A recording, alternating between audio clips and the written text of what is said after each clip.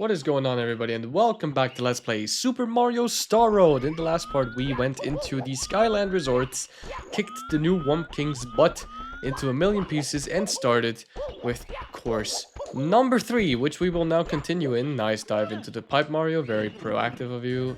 Course 3, Piranha Plant Pond, with the 8 red coins of the pond. The mission that I kind of dreaded in the last part, and I didn't want to do, because it would have just made the part like 25,000 million minutes long, but since it's a new day, we can actually do it this time. Of course, we can enjoy the beautiful Super Mario RPG music in the background. Once again, this has to be my favorite world in the entire game, and the track as well. One of my all-time favorites. Of course, we can't forget the coin that I remembered from the last parts, the one inside of the cave. Please, Mario, get out. Please, Mario, get out. Please, Mario, get out. Please, Mario, get out. Thank you. Getting out of this cave is always a hassle. But yeah, we have the quest. There you go. That's the word I'm looking for. To collect 100 coins again and 8 reds. And as always, I'm going to try to sync them up, because I want to go for the perfect save file. Like I told you guys in the last part. Come on, Mario. It can't be that fucking hard to get to the red coin. There you go. It wasn't. Jesus, why is the red coin collect sound so loud here? I have a feeling the sound effects of the game are a little broken. Well, not broken, they work, but you know, some of it is louder than it's supposed to be, some of it is quieter than it's supposed to be, and yada yada yada yada. But what do you guys think about this world? I didn't really bring any subjects to talk about while doing the 100 coins in this level, because it usually goes by pretty quickly. But I still kind of want to hear you guys' opinion on the ROM hack so far. If you have been watching, tell me what you think of it if you haven't seen it before. And if you have, tell me what you think of the PC port that we're playing. It definitely looks marginally better. And it definitely feels a lot better, though. The feels and the widescreen especially makes such a difference compared to the original that you always used to play on the emulator, which was 4:3. In resolution, and it didn't feel as smooth because of course it was capped at 30 FPS. It just feels a lot smoother. And isn't there a red coin down there? Yes, there is. My memory never betrays me. Sometimes, maybe. But yeah, if you guys have an opinion on the mod so far, if you haven't known it before or seen it before on anyone else's Let's Play, please let me know what you think of it. You know my opinion, I've mentioned it in the first part. It's probably my favorite Mario 64 ROM hack there is. And the first one that I ever played, so it holds an even more special... More special? Yeah, probably. I don't know. English is hard. Even a bigger special place in my heart than the rest of the ROM hacks that I've played so far.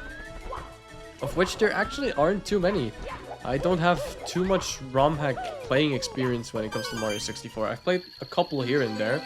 Other big ones that I've played through, for example, are Decades Later, which I do plan on Let's Playing someday, and that's going to be a long Let's Play, because that ROM hack has like 333 stars, I think.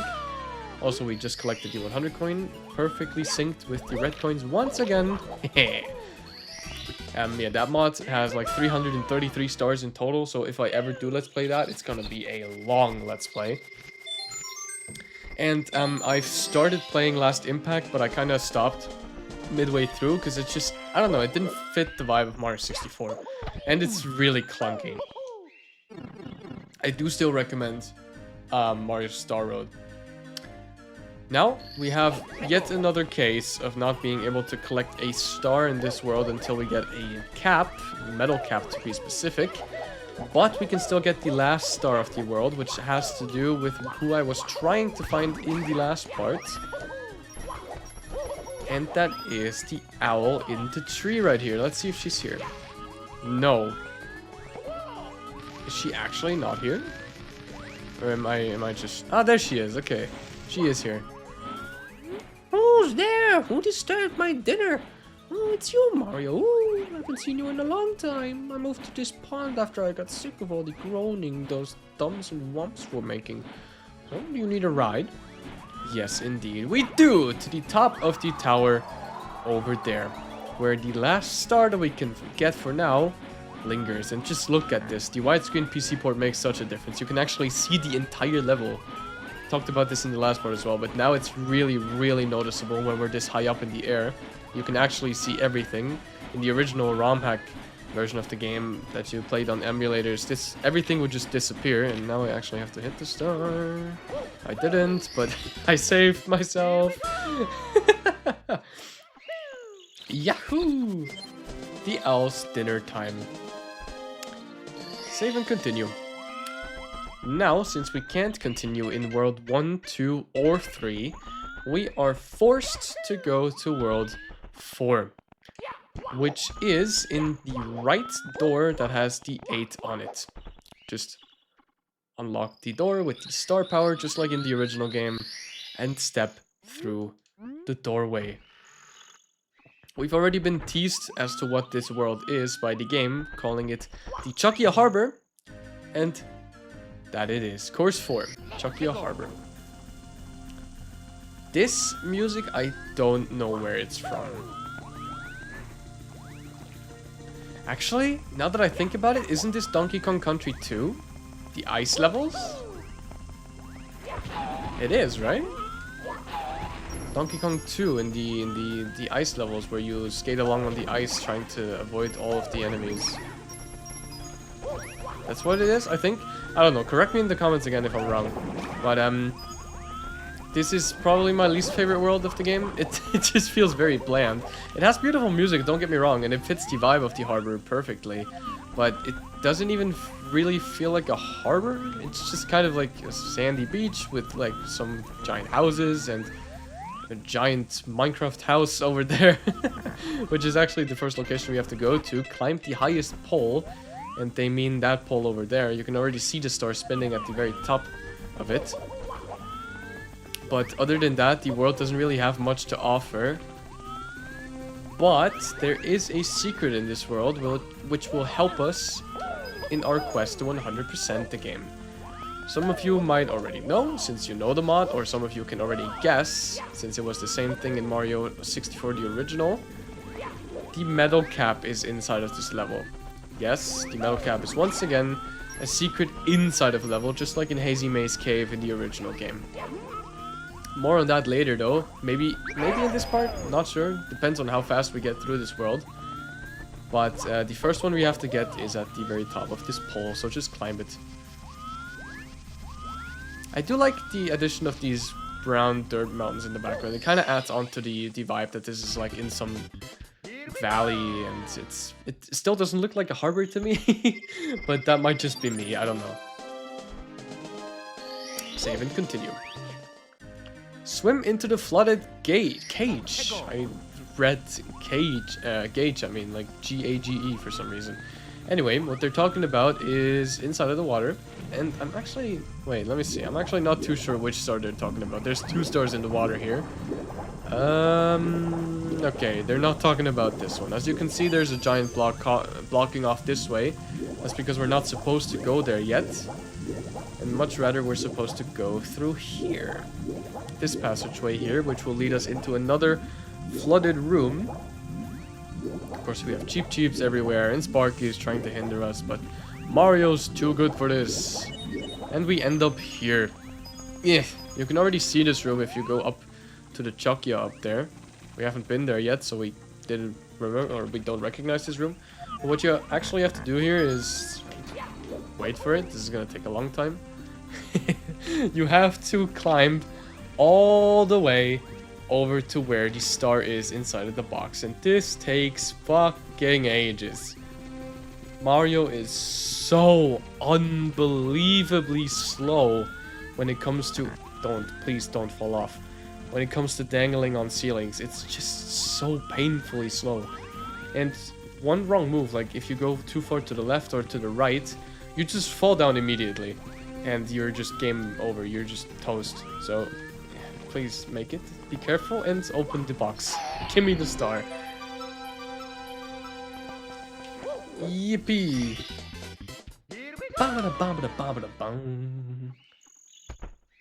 Swim into the flooded cage. Yes, sir.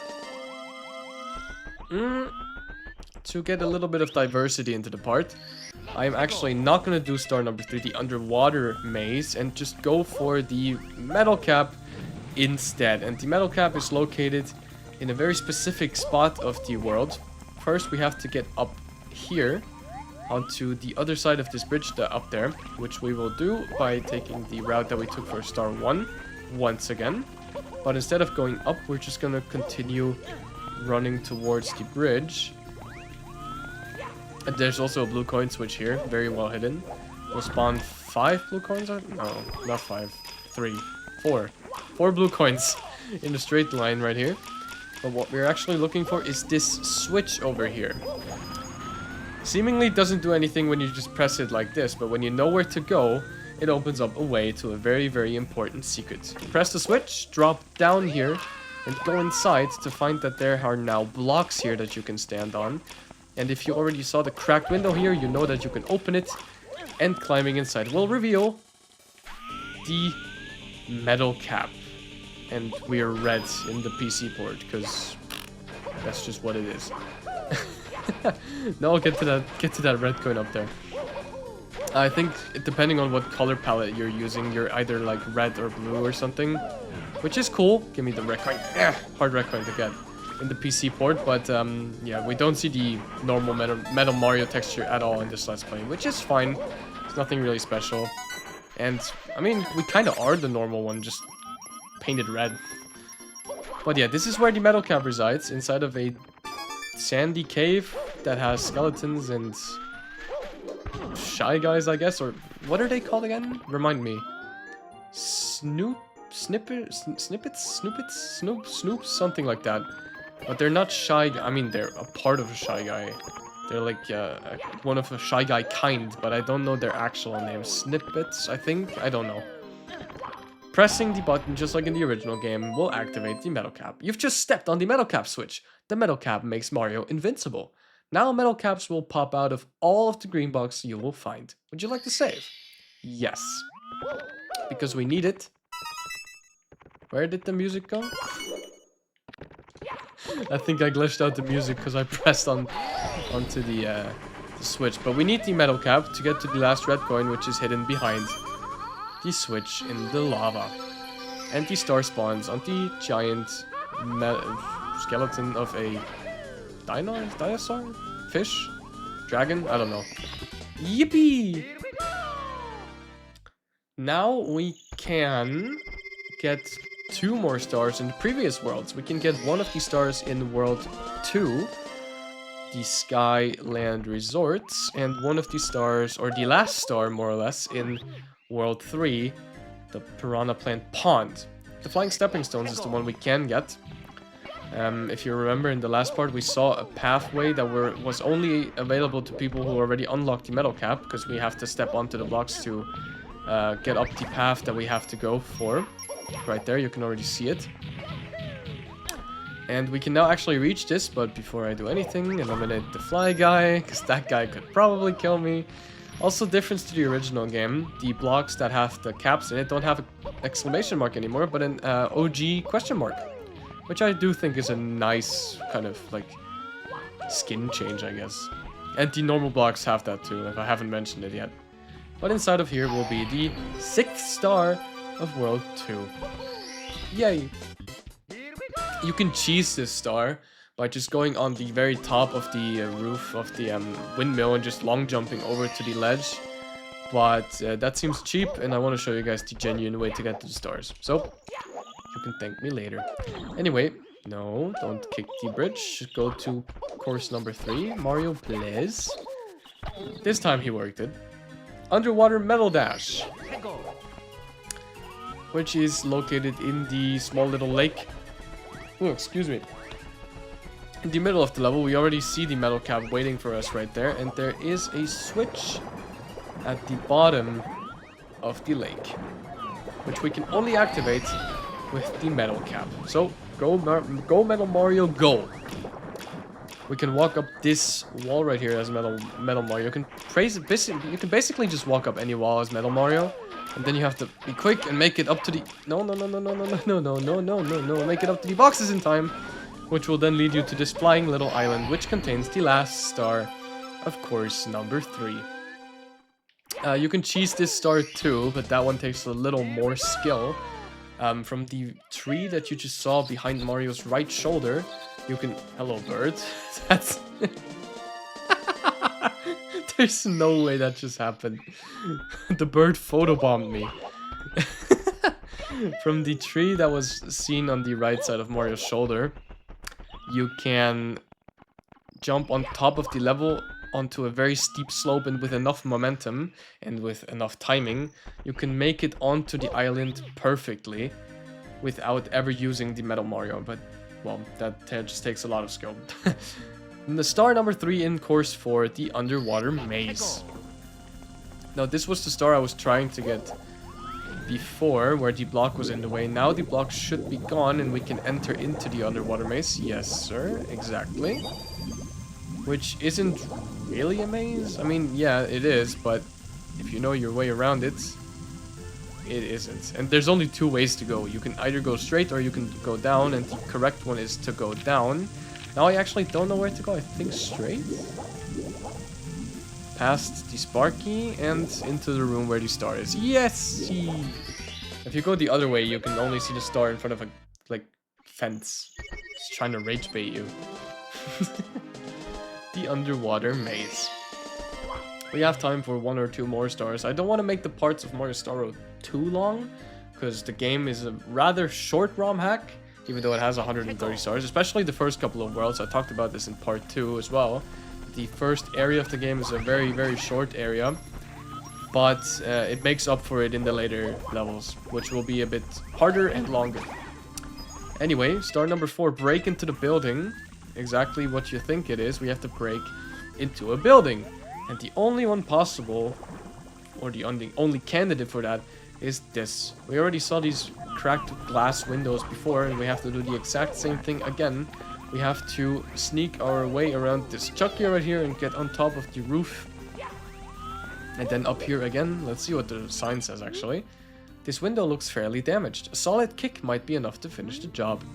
Gives us the hint that we need, and break it open, which will then teleport us to the very top of the roof. What? How did I just glitch through you? Come on. Huh? How did I... I did a standing long jump. Okay. Mario... You know what? I don't care. Drop down onto the ledge and break the window to reveal Power Star number 4. You die. He wanted too much. He was getting too greedy for Mario's ass. Yippee! Here we go! That will be it for part 3 of Let's Play Super Mario Star Road. I do recognize that it's a rather short part, but as I said before, don't want to make it too long, don't want to have the Let's Play over in less than 10 parts. So, thank you everybody so much for tuning into this one. As always, I hope you're having a good day, evening, morning, night, or wherever you might be. And until next time, bye-bye!